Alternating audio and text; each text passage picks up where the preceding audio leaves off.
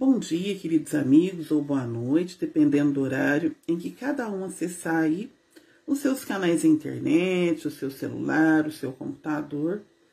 Meu nome é Rutineia, sou uma frequentadora dessa casa, o Centro Espírita Esperança e Fé, e hoje vou socializar com vocês uma reflexão que me foi solicitada há alguns anos e que sempre que eu posso eu repito, porque ela toca muito com a etapa da vida em que nos encontramos agora.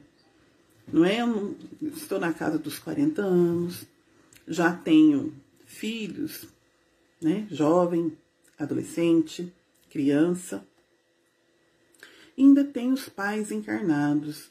Então, o assunto que a gente vai tratar hoje é a piedade filial, que está no capítulo Honrar vosso pai e vossa mãe, capítulo 14 do Evangelho. Ele é embasado em Lucas, Mateus, né? E justamente se diz isso. Honrai vosso pai e vossa mãe a fim de viverdes muito tempo sobre a terra. Como eu disse, é muito significativo para quem está nessa fase, que tem filhos crescidos, e que vê seus pais diminuírem. Ó, vemos os filhos agora crescendo, já não são aquelas crianças dependentes de nós em todos os sentidos, e os pais diminuindo no sentido assim, né? Pelo menos eu conheci meus pais jovens, fortes, né? Eu era a filha mais velha, eu conheci meus pais cada um com 20 e poucos anos, no auge da beleza, da força, da juventude, e hoje os vejo envelhecerem. Então, hoje consigo falar com propriedade do que seria essa piedade filial que fala o Evangelho. Então, o capítulo se chama Honrar vosso pai e vossa mãe. E o que seria esse honrar, né? Manter essa honra do pai, essa honra da mãe. O próprio Evangelho fala que honrar seria respeitar esses pais, assistir na dificuldade, proporcionar repouso na velhice, cercá-los de cuidados. Então, tudo isso incluiria o honrar. Não é somente aquele respeito de abaixar a cabeça quando o pai diz, quando a mãe diz. Isso também, né? Mas seria, sim, a questão do cuidar também, do dar atenção, de dar o carinho que, pelo menos em tese, nos foi dado no berço. Aí a gente entra tendo uma outra questão aqui. Honrar é diferente de amar. Aí eu vou até questionar com quem estiver me assistindo. Mas nós não temos a obrigação de amar os nossos pais? Olha, o amor é o nosso destino final. No final aí, não digo no final, né, que nós somos espíritos eternos, no meio da nossa evolução, o amor será consequência, teremos o amor universal, qual do Cristo. O que é esse amor universal? Aquele que ama as pessoas próximas, as pessoas queridas, mas que ama também toda a criação divina, todos os seres provindos de Deus, né, que não tem outro ser que cria, serão amados. Não somente aqueles que eu escolhi, que fazem parte do meu convívio. Toda obra criada é amada. Mas o amor, ele não vem como uma obrigação, né? Ele é um sentimento que se desenvolve com o tempo. Tanto amor para pais como para filhos, né? Tem gente que fala, mas aquela mãe não tem amor. Não, não tem. Nós não sabemos das relações das pessoas, nós não sabemos da vida pregressa. Se cremos na reencarnação, tantos podemos receber pais, receber filhos que foram espíritos simpáticos em outras vidas, como receber pais e filhos que foram espíritos antipáticos para nós, a qual nós devemos tolerar, mas ainda não conseguimos amar. Não é? Então, amar não é uma obrigação. Não adianta eu falar para o meu coração, você vai amar fulano, você vai amar Beltrano. Né? O meu coração, por motivos diversos, desenvolveu esse sentimento em relação a um e ainda precisa desenvolver em relação a outro. Por isso que quando eu falo honrar o pai e a mãe, compõe tudo isso, quer dizer que eu tenho obrigações. Que mesmo sem aquele sentimento de amor e de piedade, eu tenho que fazer isso. Eu tenho que assistir na velhice, eu tenho que cercar de cuidados, eu tenho que respeitar, amando ou não. E talvez essa situação seja uma estratégia de Deus para que realmente eu cuidando todos os dias, estando em contato diariamente, repetindo aquela bênção, sempre, né? Hoje nem se pede a bênção. Eu aprendo a amar aquela pessoa. Ela estando todos os dias na minha casa, além dos defeitos, dos males, eu vou ver também as suas qualidades. Eu vou ver o carinho que devota por mim, ou não. Não é? E aquilo vai fazendo com que eu ame. De modo que ao final da vida, de repente, nem sempre eu comecei a minha vida amando meu pai, nem sempre comecei a minha vida amando ou admirando minha mãe. Mas que eu termine assim. Que aquela criatura que foi colocada na minha vida para de mim cuidar, eu tenha desenvolvido laços com ela. Por isso que está sob meus cuidados e por isso estive sob os cuidados deles. Né? Mas, a princípio, é honrar. Honrar é fazer tudo de bom.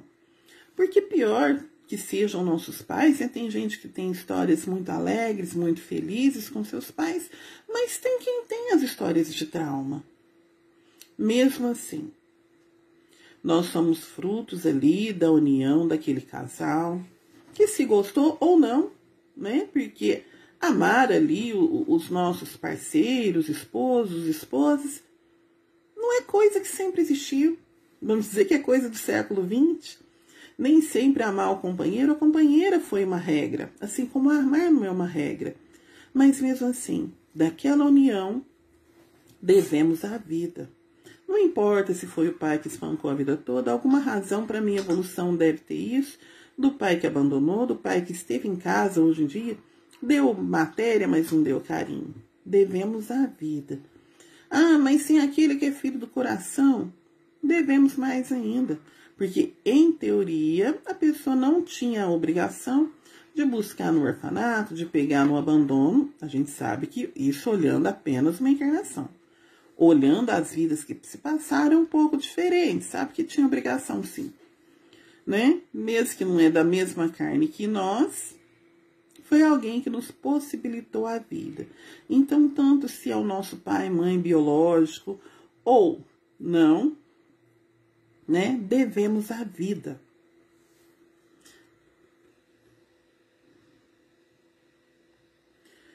Mais um pouquinho assim, desse amor, né? Amar a gente aprende em tempos variados. A gente não ama quando alguém manda. A gente ama quando desenvolve aquele sentimento. Por tudo isso que acontece. Né? As nossas histórias, elas não são perfeitas. As nossas famílias não são aqueles comerciais de margarina.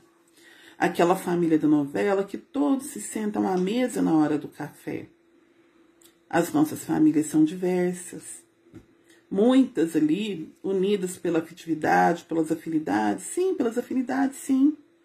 Né, que nos direcionamos pelas mesmas características, se formos olhar ali os nossos familiares, mas nem sempre pelos laços de amor e de amizade. Esses precisam ser construídos. Ou seja, o próprio sentimento de amor, ele é uma conquista do espírito. E quando nós conseguimos ali desenvolver isso na relação pai e filho, ele é uma conquista de ambos, que estão vencendo as suas dificuldades e transformando talvez o que fosse espinho em flor, o que fosse dificuldade em conquista.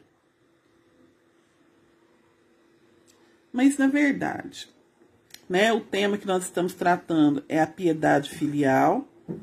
Mas o que é essa piedade? Já que eu falei tanto assim, né, da relação de pais, de filhos, desse sentimento de amor que a gente às vezes não tem, mas que nós estamos juntos para conquistar.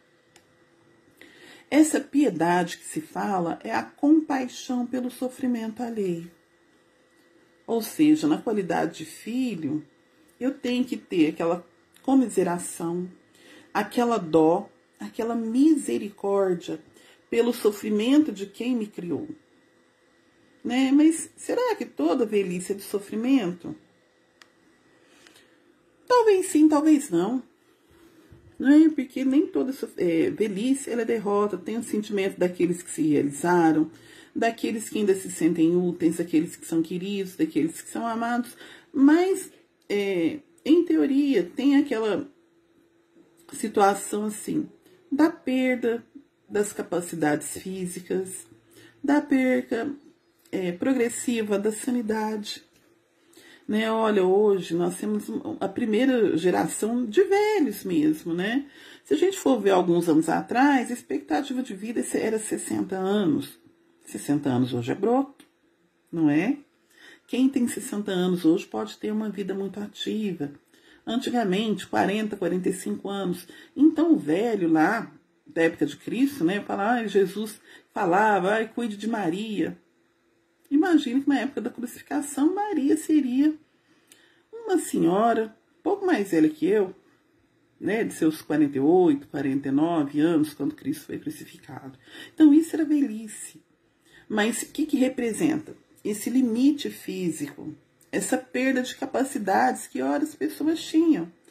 E talvez seja isso até a bondade de Deus novamente, porque nós recebemos filhos. Muitas vezes recebemos espíritos até criminosos, mas quando eles estão ali no berço, quando estamos amamentando, a gente só vê aquele bebezinho, tem aquele amor por tudo. E quando Deus traz para nós aquele pai, aquela mãe, na fragilidade da sua idade, talvez seja o mesmo processo.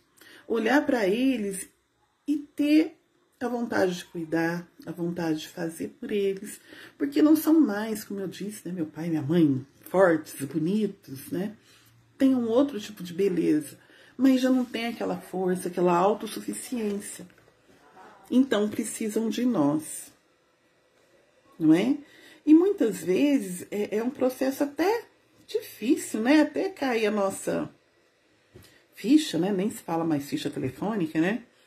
De que aquela pessoa que conhecemos ali fortes, às vezes até arrogantes, pela beleza, agora ela precisa da nossa piedade, ela precisa da nossa compreensão, ela precisa do nosso cuidado, ela precisa do nosso entendimento com as suas rabugices, né? Porque elas vão aparecendo conforme as dificuldades, as queixas. Então, tudo isso deve passar pelo nosso entendimento. Assim como nós precisamos entender que a birra da criança é devido à sua maturidade, imaturidade, né? E a dos velhos, de certa forma, sim.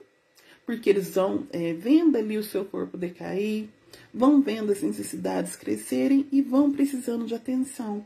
Mesmo cercados de um monte de gente, vão se sentindo sozinhos. As pessoas que conviveram com eles na maioria da vida, muitos já desencarnaram. Então, é um processo difícil, principalmente num mundo que não é feito para o idoso. Mesmo que hoje grande parte da população seja idosa. Aí a gente até questiona assim, né? Que lugar aquele pai, aquela mãe idosa ocupam na nossa casa? Será que eles ficam relegados a um canto? Será que eles já têm até essa televisãozinha separada para não ocupar o nosso espaço? Né? Porque agora nós somos protagonistas, né? Estamos ali na condição de mantenedores, de vida economicamente ativa, ou um fenômeno que temos agora na nossa sociedade, que é essa adultescência, né? Nem somos tão independentes assim, porque muitos pais hoje sustentam a casa com suas aposentadorias. Na época do texto de Kardec, né, o pai, a mãe idosos, eram dependentes até economicamente, hoje nem tanto, né? Hoje aquele pai mantém economicamente uma família e não tem o devido valor, o devido respeito. Mas muitos vão perguntar, mas Ruth, meus pais eram muito ruins para mim, eles batiam, eles judiavam. Não importa.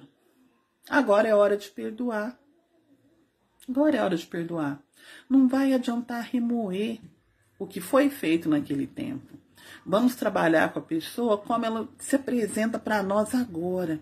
Do mesmo jeito que a criança que fez atrocidades em outras vidas, hoje se nos apresenta frágil, pequenina, precisando ali só do nosso leite. Assim é com nossos pais. Podem ter sido bandidos, marginais, podem ter abandonado, mas precisam da nossa piedade, precisam do nosso perdão, principalmente aqueles que fugiram dos seus deveres, né? Daqueles que deveriam proteger e não protegeram, daqueles que deveriam sustentar e não sustentaram. Eles precisam do nosso perdão, eles precisam do nosso respeito e da oportunidade de se regenerarem, né, dos seus crimes enquanto pais, talvez enquanto esposos, né, esposas, que ora fugiram, ora traíram, ora agrediram. Estamos aqui para evoluir, todos juntos. E a maior prova aqui da nossa evolução é esse perdão, é esse carinho, é essa atenção para com nossos pais, independente do que foram em outros tempos. É uma oportunidade, muitas vezes, de retribuir o bem que foi feito ou de pagar o mal com o bem. Eu agradeço a atenção de vocês, espero que tenha contribuído. Um grande abraço, né? Sejam bons filhos, sejam bons pais. Quem não tem a oportunidade dos filhos, deem atenção para quem gerou. E também dê atenção para aqueles que estão gerando, no sentido de que no futuro próximo eles não façam esse amor, essa atenção, essa caridade só por obrigação, mas por amor. Um grande abraço.